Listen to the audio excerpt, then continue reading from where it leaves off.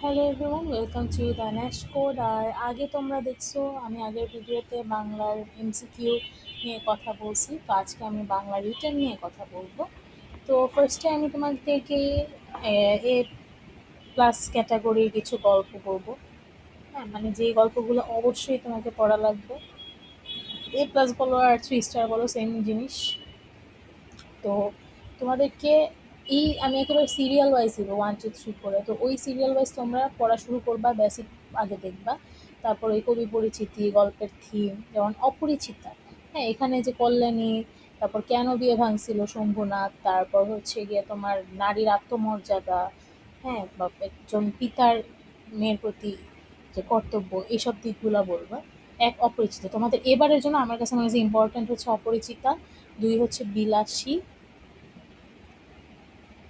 3 যদি বলি সেটা হবে রেইনকোট। আর 4 হচ্ছে গিয়ে তোমার আমার পথ। হ্যাঁ, এই 4টা হচ্ছে গিয়ে বেসিক্যালি তোমার গল্পের ক্ষেত্রে এ প্লাস ক্যাটাগরির মধ্যে পড়বে। হ্যাঁ, এই 4টা মাস্ট তোমার দেখা লাগবে এবং একেবারে অনেক ভালো মতো পড়া লাগবে। এই গেল 4টা, তোমাদের অনেকগুলো, এগুলো থেকে আমি তোমাদেরকে বাছাই করে দিতেছি যে কোনগুলো বেশি ইম্পর্ট্যান্ট। এরপর আসি এ ক্যাটাগরির। হ্যাঁ, তাও আমি যে এত ক্যাটাগরিতে ভাগ করতেছি না, এরপরেও তোমাদের 10টা বেশি পড়া লাগবে না, চিল থাকবো। হ্যাঁ, তাইলে এরপরে হচ্ছে গিয়ে তোমার নেকলেস, কিন্তু এই প্রথমগুলো আগে ভালো মতো পড়বা, এরপরে সময় পেলে নেকলেস পড়বা। তারপরে হচ্ছে গিয়ে 6 নাম্বার যদি বলি নেকলেস। এরপর হচ্ছে গিয়ে বাঙালির নৃতাত্ত্বিক পরিচয়। ওকে, নৃতাত্ত্বিক পরিচয়। এরপর 7 নাম্বার হচ্ছে গিয়ে 7 নাম্বার সাহিত্য, সরি সাহিত্যে খেলা। তো এই 7টা হচ্ছে গিয়ে তোমার বাংলা গল্পের ক্ষেত্রে মেইন ইম্পর্টেন্ট টপিক। ওকে, এই জাস্ট এই 7টা আগে ভালো মতো পড়বা। 7টার মধ্যে প্রথম 4টা বেশি এমফাসাইজ দিয়ে পড়বা, তারপরে 3টা পড়বা। এখান থেকে মোটামুটি 99% শিওরিটি দিতেছি, যদি গল্প থেকে কোয়েশ্চেন করে এগুলোর মধ্যে থেকেই করবে, সৃজনশীল স্পেশালি রিটেনের জন্য। এরপর আসি আমি তোমার কবিতা। ওকে, তো কবিতার ক্ষেত্রেও আমি এরকম সিরিয়াল, আমি যে র্যাঙ্কিংগুলো দিতেছি ওই অনুযায়ী পড়বা। ফার্স্ট হচ্ছে কি আমি কিংবদন্তির কথা বলছি, এটা তোমাদের জন্য খুবই ইম্পর্টেন্ট এই এবারের ব্যাচের জন্য। হ্যাঁ, আর ডিউ বি ইউনিটের দেখবা কয়েক বছর পর পর রিপিট হয়, সো এই জন্য বলতেছি এবার এইগুলাই ভালো মতো দেখবা। আমি কিংবদন্তির কথা বলছি। তো এরপরেরটা যদি চিন্তা করি 2 নাম্বার, সেটা হচ্ছে কি ফেব্রুয়ারি 1969। তো এটা বেসিক্যালি ফেব্রুয়ারি গণ অভ্যুত্থানের প্রেক্ষাপট, এগুলো নিয়ে বলবা।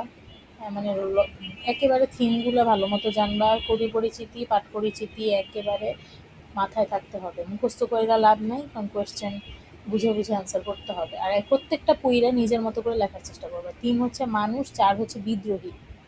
ওকে, 4 কি বিদ্রোহী। আর 5 যদি বলি, 5 হচ্ছে গিয়ে তোমার সোনার তরী, যেটা তুমি রবীন্দ্রনাথ ঠাকুরের জীবন দর্শন নিয়ে বলবা। হ্যাঁ, 6 কি, 6 হচ্ছে তাহারই পরে মনে, তাহারই পরে মনে। তো এই গেল হচ্ছে গিয়ে তোমার 6টা কবিতা। ওকে, তাহলে গল্প তো বললাম, 6টা কবিতাও বললাম, এবং এইগুলা যদি তুমি একেবারে বেসিক ভালো মতো পড়ো তাহলে তোমার অনেকখানি কভার হয়ে যাবে।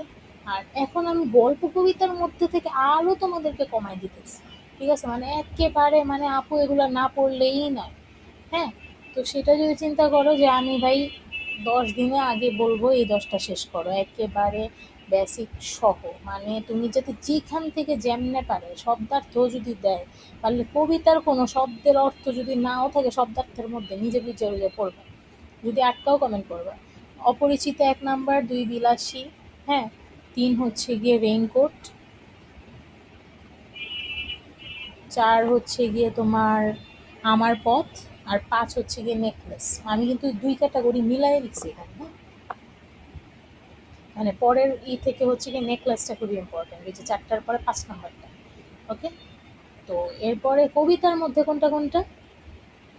কবিতার মধ্যে খুবই ইম্পর্টেন্ট যে আমি কিংবদন্তির কথা বলছি।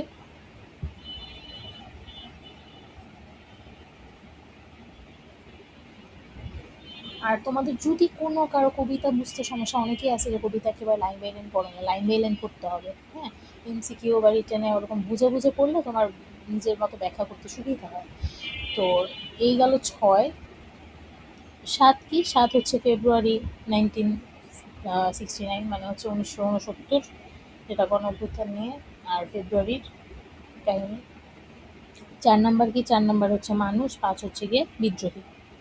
আমি তোমাদেরকে আরও, সরি, 4 বলতে বুঝেছি 8। 8 আর 9 হচ্ছে বিদ্রোহী। হ্যাঁ, তাহলে আর 10 কি? 10 হচ্ছে গিয়ে তোমার সোনার তরী। তাহলে রবীন্দ্রনাথ, নজরুল, তারপর হচ্ছে কিংবদন্তির কথা বলছি, এই অপরিচিতা, এগুলা সব মানে এই 10টা যদি তুমি ভালো মতো পড়ো, তাইলে তোমার মোটামুটি বাংলা ফার্স্ট পেপারের একেবারে গল্প কবিতার রিটেন পুরা পার্ট ডান। তো এইগুলা ভালো মতো পড়বা।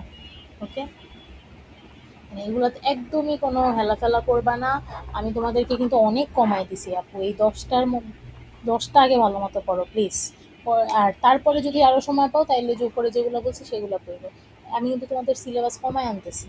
হ্যাঁ, আমি এটাই চেষ্টা করতেছি এবার, যাতে বাসায় বসে তোমরা কিভাবে গুছিয়ে পড়ো। আমার সময় আমাকে গাইড করার মতো কেউ ছিল না দেখে আমি হচ্ছে গিয়ে এবার তোমাদের গাইড করার চেষ্টা করতেছি, যাতে বাসায় বেশি টাইম নিয়ে পড়া না লাগে। ওকে, আমি ভিডিওর লাস্টে তোমাদেরকে বলেও দিব যে তোমরা কিভাবে টাইম ডিস্ট্রিবিউট করবে প্রতিদিন। বেশি পড়া লাগে না।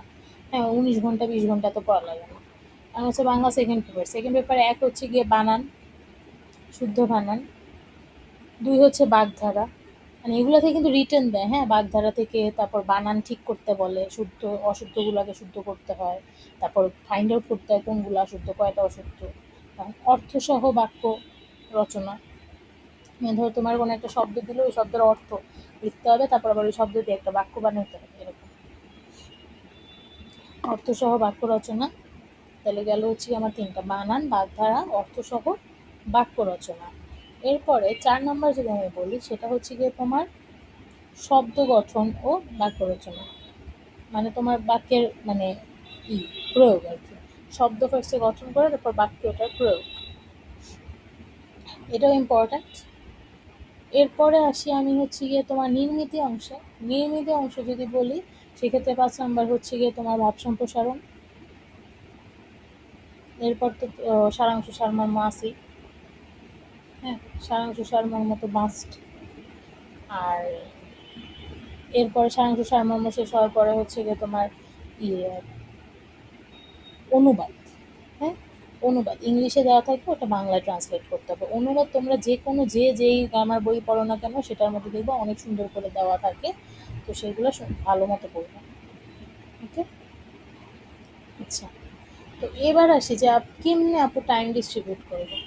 হ্যাঁ, এখন আমি তোমাদেরকে একটা 30 ডেজ চ্যালেঞ্জ দিই। সেটা হচ্ছে গিয়ে তোমরা 30 ডেজও না, বেসিক্যালি 10 ডেজ যেই সম্ভব বা 15 ডেজে সম্ভব, সেটা কি করবা, তুমি টাইম ডিস্ট্রিবিউট করে নেবা প্রতিদিন। হ্যাঁ, প্রতিদিন তোমার সময়ের 30 মিনিট, 30 মিনিট কী করবে, 30 মিনিট প্রতিদিন, 30 মিনিট তুমি বাংলা একটা গল্প, একটা কবিতা, পারলে 2টা গল্প 2টা কবিতা পড়বে। ওকে, একটা গল্প একটা কবিতা পড়লেই ভালো। তুমি যদি একটা গল্প একটা কবিতাও পড়ো, তাও তোমার 15 দিনে কিন্তু বাংলা ফার্স্ট পেপার শেষ। মানে তোমার কিন্তু 2টা সমানতাল লাগাইতে হবে, একটা গল্প একটা কবিতা। তারপরে আর 30 মিনিট কী করবা, আর 23 মিনিট হচ্ছে গিয়ে তুমি বানান, বাগধারা, মানে এই যে ব্যাকরণ রিলেটেড যেগুলো তোমার রিটেনে দেয়। হ্যাঁ, অপপ্রয়োগ, যে কোনটা ভুল আছে, শুদ্ধ অশুদ্ধ। তারপর হচ্ছে গিয়ে তোমার এই সারাংশ সারমর্ম, এগুলো।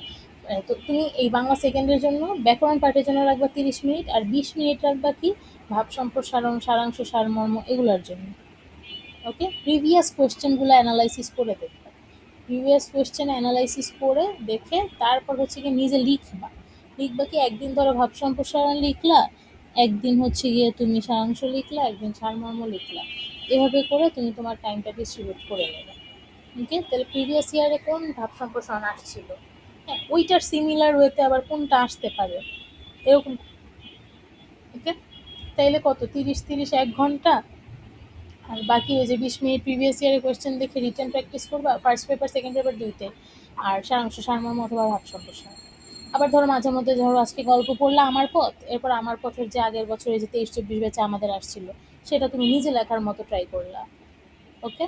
তো আর তোমরা যদি চাও আমি চাইলে আলাদা একটা প্ল্যাটফর্মও করতে পারি যে আপু কিরকম করে লিখলে ভালো হবে, আমি সেগুলোও তোমাদেরকে গাইড করতে পারি। লিখে তুমি ধরো ছবি পাঠাইলে আমি বললাম যে হ্যাঁ এটা ভালো হয়েছে, বা আর কোনভাবে ইমপ্রুভ করা যায় সেটাও তোমরা কমেন্টে জানাও যদি এরকম চাও যে অনলাইনে আমি এরকম কোনো সিস্টেম চালু করি। তো তোমরা কি 1 ঘন্টা 40 মিনিটে তোমার বাংলা রিটেন প্রতিদিন যদি প্র্যাকটিস করো তাহলে হয়ে যাবে ইনশাআল্লাহ। So thank you for watching.